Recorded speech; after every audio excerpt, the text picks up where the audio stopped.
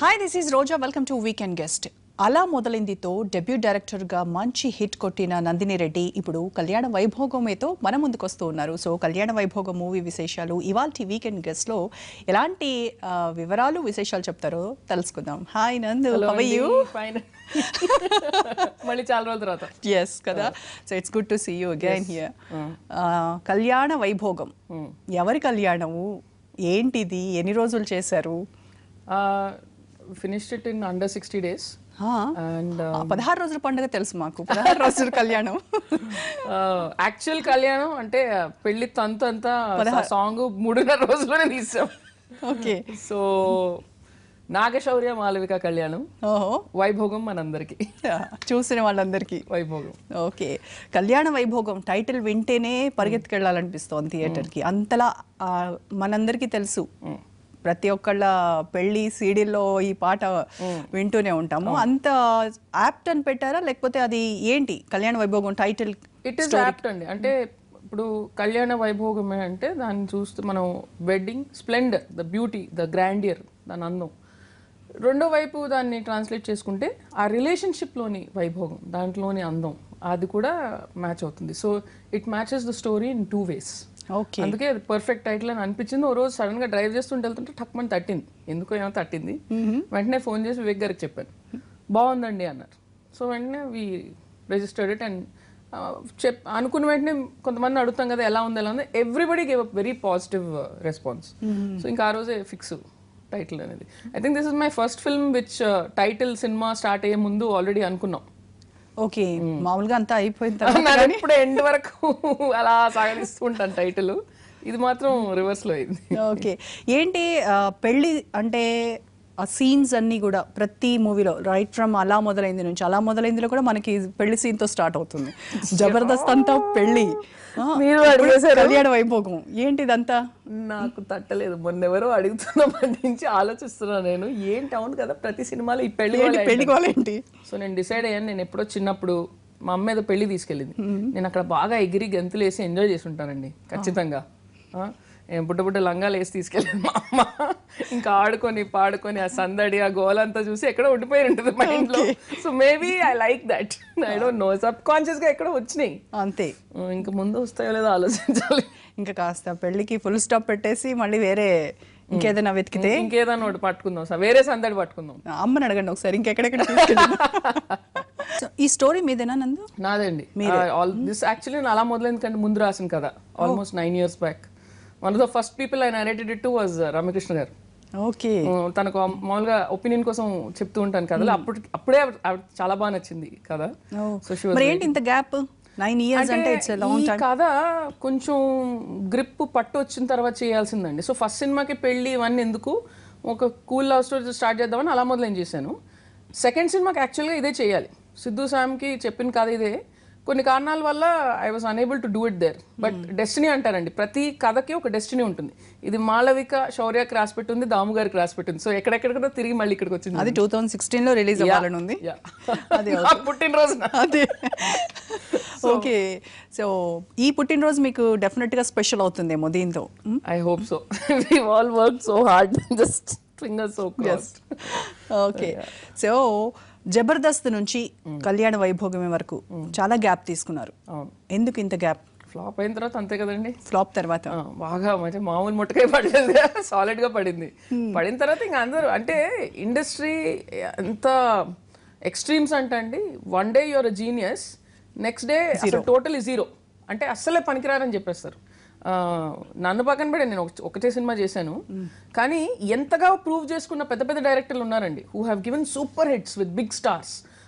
కొన్ని సంవత్సరాల తరబడి పెద్ద హిట్స్ ఇచ్చినా కూడా ఒక 2 సినిమాలు పోయేసరికి ఇంకా ఫినిష్ అని రాసేస్తారండి. అంటే అంత రూత్లెస్ అండి ఇండస్ట్రీ అనే ప్లేస్.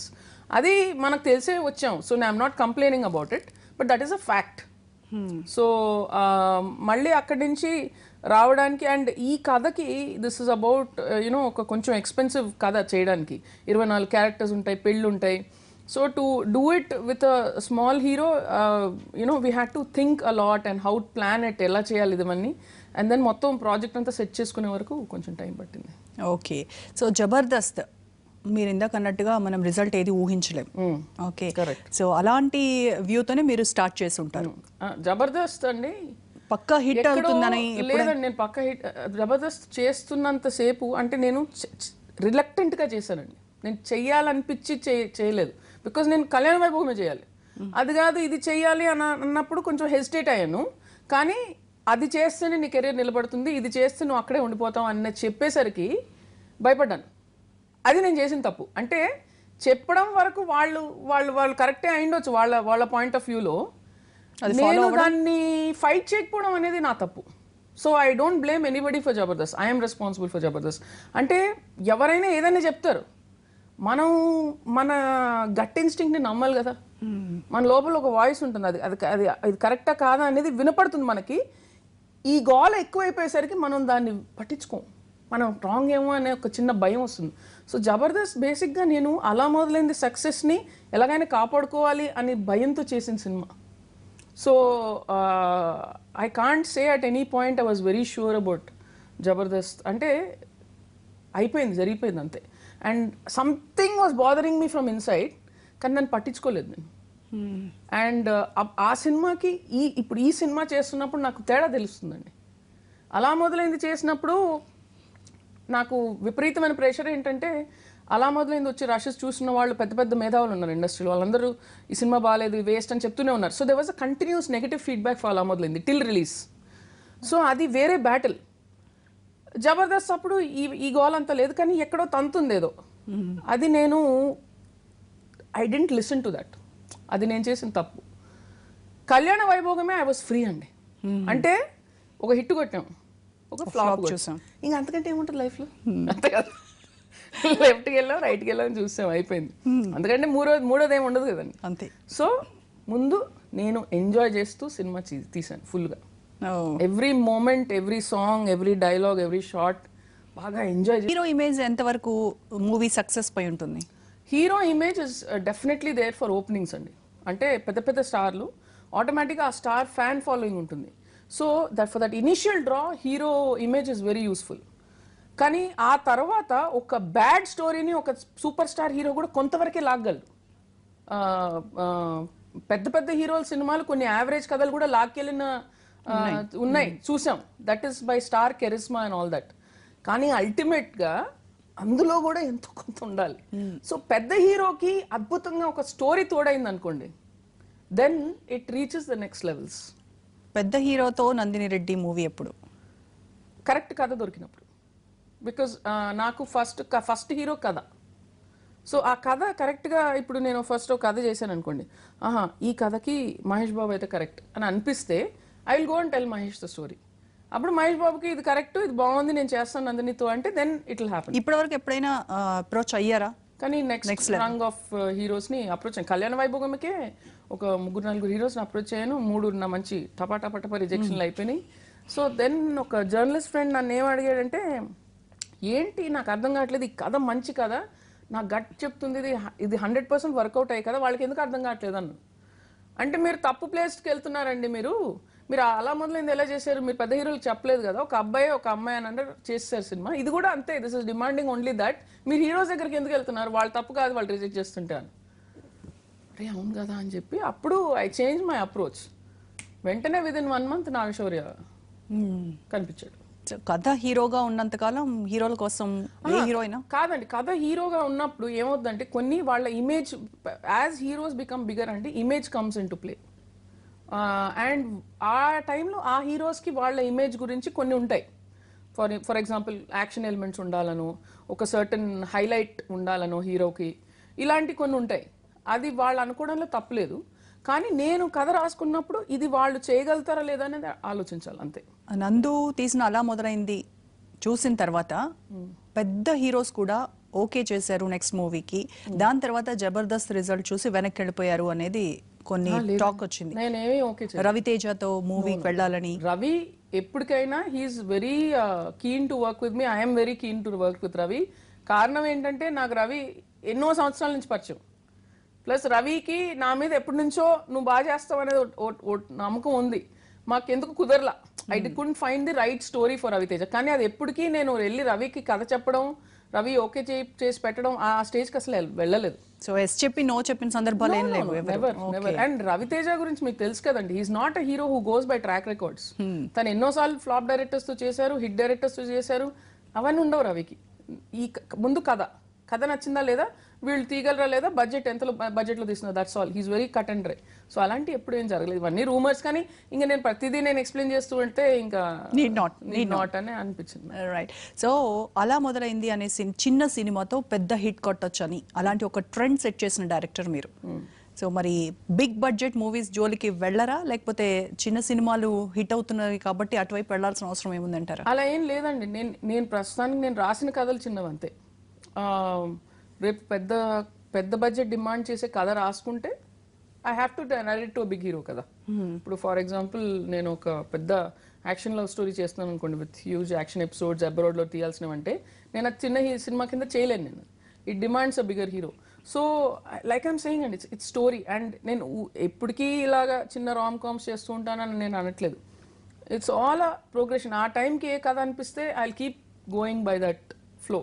ప్రస్తుతాన్ని నాకు ఉన్న హ్యాండిక్యాప్ ఏంటంటే నేనే రాయాల్సి వస్తుంది ఆ కథలని. అదొకటి బాగా చిరాకు నాకు. నేను అంటే నాకు డిసిప్లిన్ తక్కువ కూర్చొని రాయడంలో, రోజుకు 4 గంటలు. కానీ ఆ స్టోరీ మీదైతే దాంట్లో ఉండే ఆనందమే వేరు కదా, మనకి మొత్తం తెలిసినప్పుడు దాన్ని ఎలా ఉందండి. కానీ ఏమవుతుందంటే కొన్నిసార్లు మీకు మంచి స్టోరీ దొరికినా మీరు ఓన్ చేసుకుంటారు, అండ్ మీ థాట్ ప్రాసెస్ కంటే కొన్ని డిఫరెంట్ కోణాల్లో కొన్ని వస్తాయి. So but there is a big dearth of writers అండి in Telugu film industry. So ఇంకా ప్రస్తుతానికి మనం కృషి చేయాల్సి వస్తుంది, చేద్దాం.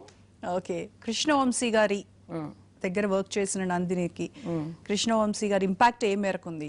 కృష్ణవంశీ గారిది నా మీద major impact is clarity on editing pattern. అది నేను వంశీ గారి దగ్గర నేర్చుకున్న మొట్టమొదటి thing, and it's the most important thing according to me. అంటే ఎప్పుడు వంశీ గారి సెట్లోకి వెళ్ళినా కూడా ఏ షార్ట్కి మధ్యలో గ్యాప్ ఉండేది కాదు. He knew exactly which shot where and which shot where, ఏది ఎక్కడ కట్ అవుతుంది అనేది.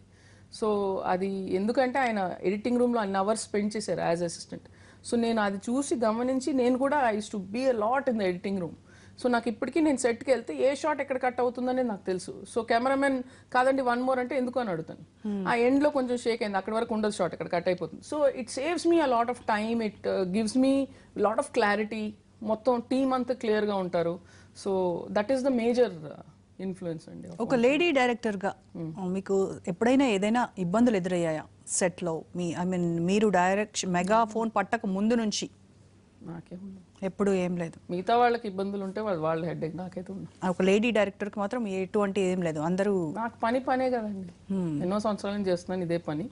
కొంతమంది మిగతా వాళ్ళకు ఫీల్ అయ్యిండొచ్చు, అంటే ఎందుకు ఏంటి, అది వాళ్ళ హెడ్ఏక్, నా హెడ్ఏక్ కాదు. So never those things on to my self. వాళ్ళు ఏమనుకుంటున్నారు నా గురించి మనందరికీ తెలుసు, మేల్ డామినేషన్ సొసైటీ కదా ఉంది. సో బట్ నేనేమంటున్నా అంటే నేను నా పని చేస్తున్నానా లేదా, దానికోసం నేను ఎంత కష్టపడుతున్నాను అంతే ఆలోచించాను. కానీ ఎదుటివాడు నా గురించి ఏం ఆలోచిస్తున్నాడు, వాళ్ళు నా గురించి ఏం డౌట్లు పెట్టుకుంటున్నారు, అది నా హెడ్. దీన్ని ఎలాగా సాల్వ్ చేసుకోవాలి అవసరం లేదు నాకు.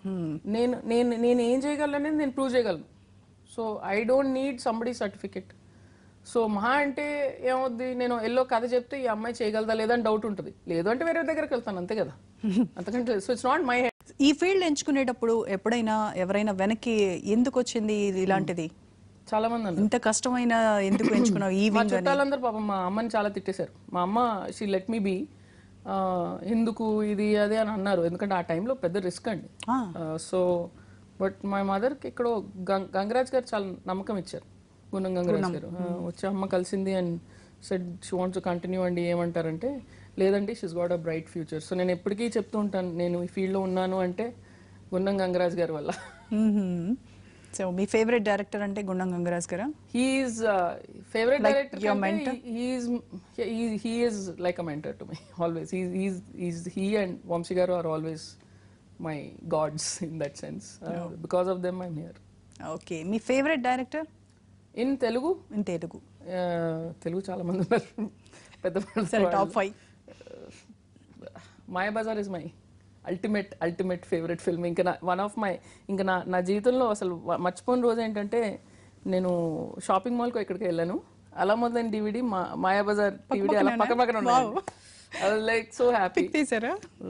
తీసాను. సో ఆయన పెద్ద అయిన, దెన్ విశ్వనాథ్ గారు, దెన్ జంధ్యాల గారు, దెన్ సంగీతం శ్రీనివాసరావు గారు. అండ్ సంగీతం శ్రీనివాసరావు గారు నాకు అలా మొదలైందికి ఆయన ఫోన్ చేసి నాకు కాంప్లిమెంట్స్ ఇస్తుంటే నాకు అసలు చుక్కలు కనిపించినాయి.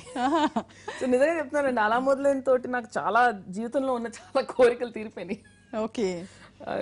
The kind of compliments I got and the kind of people who complimented me, నా జన్మలో అనుకోలేదు వాళ్ళని కనీసం చూస్తానని మాట్లాడటం పక్కన పెట్టండి. So all these people. ఇప్పుడు ప్రెసెంట్గా ఉన్న డైరెక్టర్స్లో నాకు క్రిష్ సినిమాలు చాలా ఇష్టం అండి. Like the way he makes his films. ఇంకా చాలా మంది ఉన్నారు. ఓకే.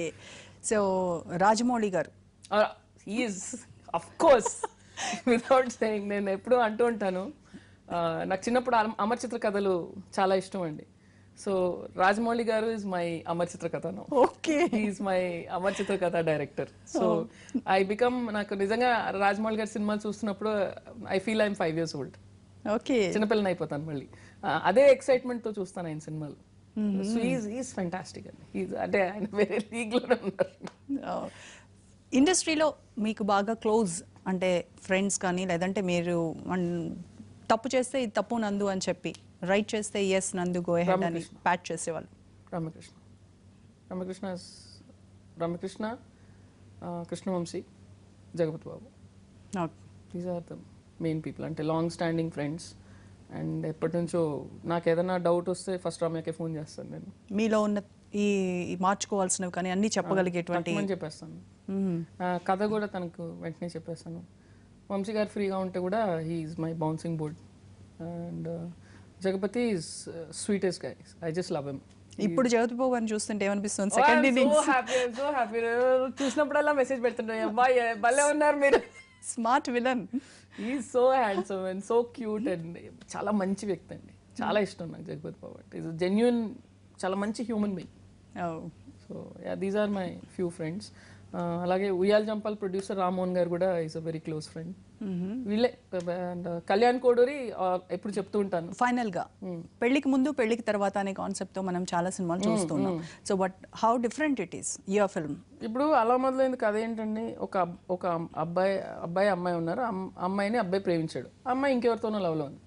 వీడు చెప్దాం అనుకునేసరికి తెలిసింది. అమ్మాయి మళ్ళీ విడిపోయి అబ్బాయి చెప్దాం అనుకుని ఇంకో అబ్బాయి ఉంది. ఇలా కలుస్తూ విడిపోతూ కలుస్తారు. ఇలా ఎన్ని కథలు ఉన్నాయి బోల్డ్. అది నేను కొత్త కథలు ఏం చెప్పట్లా, కానీ కొత్త విధానంలో చెప్తున్నా. So before marriage, after marriage కంటే కూడా this story is about 2 people who don't want to get married. వాళ్ళు ఎందుకు చేసుకున్న తర్వాత ఏం జరిగింది. కొన్ని మనకు ఆబ్వియస్గా తెలుస్తాయి. ఒక లవ్ స్టోరీ ఏంటంటే ఒక అబ్బాయి అమ్మాయి ఎండ్లో కలుస్తారని తెలుసు మనకి. ఆ జర్నీ ఇంట్రెస్టింగ్. సో ఇందులో వాళ్ళ పాయింట్ ఆఫ్ వ్యూ ఎలా చేంజ్ అయింది అండ్ ఫ్యామిలీస్ మధ్యన ఏం జరిగింది, this is the story. So ఆ స్టోరీ చాలా రియలిస్టిక్గా ఉంటుంది. ఆ ఎమోషన్స్ కానీ, హ్యూమర్ కానీ, లవ్ కానీ, ఎమోషన్స్ కానీ అన్నీ ఎక్కడ మెలోడ్రామాటిక్ కానీ సినిమాటిక్గా కానీ ఉండవు. పెళ్లి సాంగ్తో పాటు నా పెళ్లి సాంగ్కి నాకు వచ్చిన గ్రేటెస్ట్ కాంప్లిమెంట్ వాజ్, ఇది నిజంగా ఎవరో ఇంట్లో పెళ్లి జరుగుతున్నట్టు ఉంది, సినిమా పెళ్లిలా లేదన్నారు. I was so happy. That is the best compliment I got so far. So రియల్గా ఉంటుందండి. 2 ఇళ్ల మధ్య జరిగిన కథ ఎవరో ఇంట్లోకి వెళ్ళినట్టు ఉంటుంది ఈ cinema. You feel you have spend time with 2 families. లైఫ్లో ఇంకా సెటిల్ కాని అబ్బాయిలు అమ్మాయిలు కానీ పెళ్లిని స్కిప్ చేయాలి అని అనుకునే వాళ్ళకి దీంట్లో బోల్డ్ అనే టిప్స్ ఉన్నాయట. స్కిప్ చేయాలనుకున్న వాళ్ళకు ఉన్నాయి. పెళ్ళి అంటే బోల్డ్ అని అపోహలు పెట్టుకున్న వాళ్ళకి కూడా ఒక కొత్త పాయింట్ ఆఫ్ వ్యూ ఉంది. పేరెంట్స్ని పిల్లలు అర్థం చేసుకుంటారు, పిల్లల్ని కూడా పేరెంట్స్ అర్థం చేసుకుంటారు ఈ సినిమా చూస్తే. ఓహో, అంతే కదండి. మన కోణం ఎప్పుడు మనకు కరెక్టే అనిపిస్తుంది, ఎదుటి వాళ్ళు కూడా వాళ్ళ పాయింట్ ఆఫ్ వ్యూ నుంచి కరెక్టే కదా. అంతే. సో ఇట్స్ లైక్ బ్రిడ్జ్ అండి దిస్ ఫిల్మ్. అందుకే నేను ఎప్పుడు చెప్తుంటాను, పేరెంట్స్తో పాటు వెళ్ళి చూడగలిగే సినిమా ఇది. ఓకే. సో మేము వెయిట్ చేస్తాము. Just March 4th March 4th ఖచ్చితంగా మీరు ఊహించినటువంటి విజయం, ఖచ్చితంగా ఇది మీరు ఎంత కాన్ఫిడెంట్గా ఉన్నారో అంతకు రెట్టింపు విజయాన్ని మీరు సాధిస్తారు అని అనుకుంటున్నాను. I wish you all the very best and thank you so much for talking to NTV.